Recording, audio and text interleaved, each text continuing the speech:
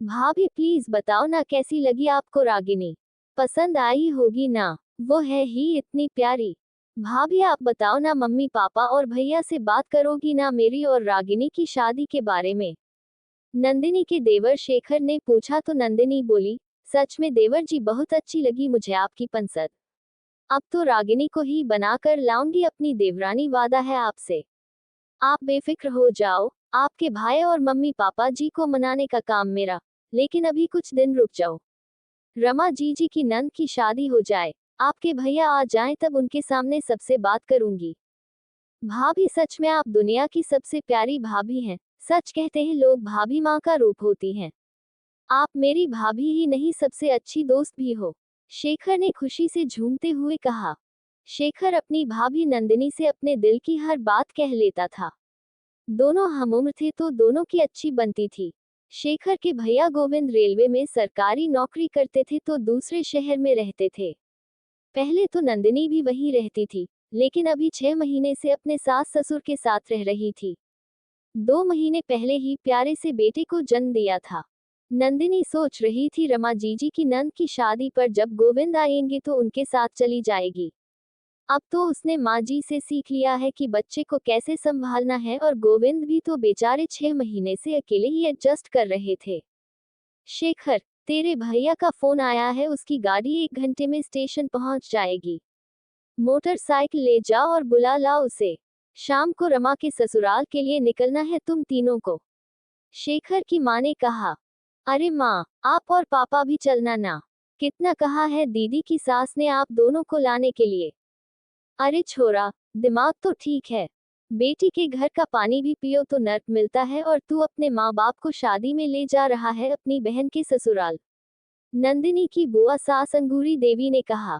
अंगूरी जी पुराने ख्यालात की महिला थी। घर की सबसे बड़ी थी। घर में उनकी बात कोई नहीं टालता था। शेखर के पापा को उन्होंने ही पाल पोस कर बड़ा किया था। बहुत ही छोटे थे जब उनकी माँ का देहांत हो गया था। नंदिनी तैयारी कर रही थी, शाम को नंद के यहाँ जाना था। आज उसने गोविंद की पसंद का खाना बनाया था। पूरे 1 महीने बाद घर आ रहे थे। नंदिनी बड़ी ही बेसब्री से अपने पति का इंतजार कर रही थी। शेखर को भी गए बहुत समय हो गया था। बार बार फोन मिला रही थी, लेकिन दोनों में से कोई फोन नहीं उठा रहा था। जैसे जैसे समय निकल रहा था, सभी घर वालों की बेचैनी बढ़ती जा रही थी। सबके मन में अजीब अजीब ख्याल आ रहे थे। थोड़ी देर बाद एम्बुलेंस की आवाज आई और सब लोग दौड़कर बाहर की तरफ भागे। एम्बुलेंस में गोविंद की लाश थी। ट्रेन पूरी तरह से रुक भी नहीं पाई थी और वह जल्दी में उतर रहा था, जिसके कारण वह हादसे का शिकार हुआ। शेखर के लिए अपने भाई को इस तरह घर लाना दुनिया का सबसे कष्ट का काम था। मम्मी पापा और नंदिनी तो बेसुध ही हो गए थे। नंदिनी की दुनिया ही उजड़ गई थी और 2 महीने के बच्चे के सिर से पिता का साया उठ गया था। गोविंद के जाने के बाद हंसते खेलते घर में उदासी और खामोशी ने अपनी जगह बना ली थी।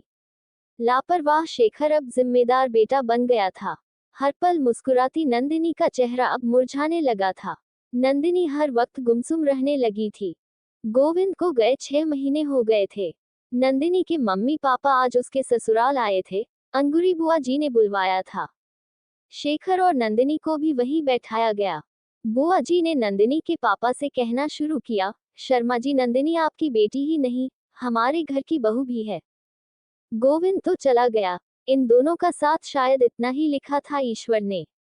लेकिन अभी उम्र ही क्या है बेचारी की। पहाड़ जैसा जीवन अकेले कैसे काटेगी। इसलिए मेरा तो यही फैसला है कि नंदिनी को उसके देवर के लिए बैठा दो। आपको सिर्फ बताने के लिए ही बुलाया गया है। 15 दिन बाद बड़ा ही शुभ मुहूर्त है। उसी दिन इन दोनों का विवाह करवा दिया जाएगा। आप कहीं न कहीं अपनी बेटी की शादी तो करेंगे ही, कहीं बाहर जाएगी तो हमारे बेटे को भी साथ ले जाएगी। इससे अच्छा है घर में ही रहेगी और इसका जीवन भी संवर जाएगा। वर्षों से यही होता आया है, इसमें कोई बुराई नहीं है। बुआ जी की बात सुनकर सभी लोग चुप बैठे थे। किसी को कुछ समझ नहीं आ रहा था कि क्या बोलें। बुआ जी ने शेखर से पूछा तो वह चुप रहा। उसने कोई जवाब नहीं दिया। फिर उन्होंने नंदिनी की तरफ देखा। नंदिनी ने अपने आंसू पोंछे और बोली, बुआ जी आपके इस फैसले को मैं बिल्कुल भी नहीं मानती। शेखर भैया को हमेशा मैंने अपने छोटे भाई की तरह ही माना है। उनको पति का स्थान मैं कभी नहीं दे सकती।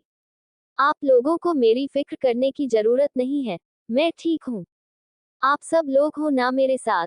शेखर मुझसे बिना शादी करे ही मेरे बेटे को पिता का प्यार दे सकते हैं और भविष्य में कभी मुझे लगा कि जीवन साथी की आवश्यकता है और मैं मन से तैयार हूँ किसी को अपनाने के लिए तो मैं आप लोगों को बता दूंगी। फिर उसने अपने सास ससुर से कहा, मम्मी जी पापा जी, शेखर भैया की शादी 15 दिन बाद उसी शुभ मुहूर्त में होगी, उस लड़की के साथ जिसे वह पसंद करते हैं। रागिनी नाम है उसका, इनके साथ पति है। मिली हूँ मैं उससे, बहुत ही प्यारी लड़की है, उसको ही मैं अपनी देवरानी बनाकर लाऊंगी। आप लोग शादी की तैयारी कीजिए, हम कल ही रागिनी के घर चलेंगे। नंदिनी की बात सुनकर सब निशब्द थे। बुआ जी कुछ बोलना चाह रही थी, लेकिन शेखर के पापा ने उनको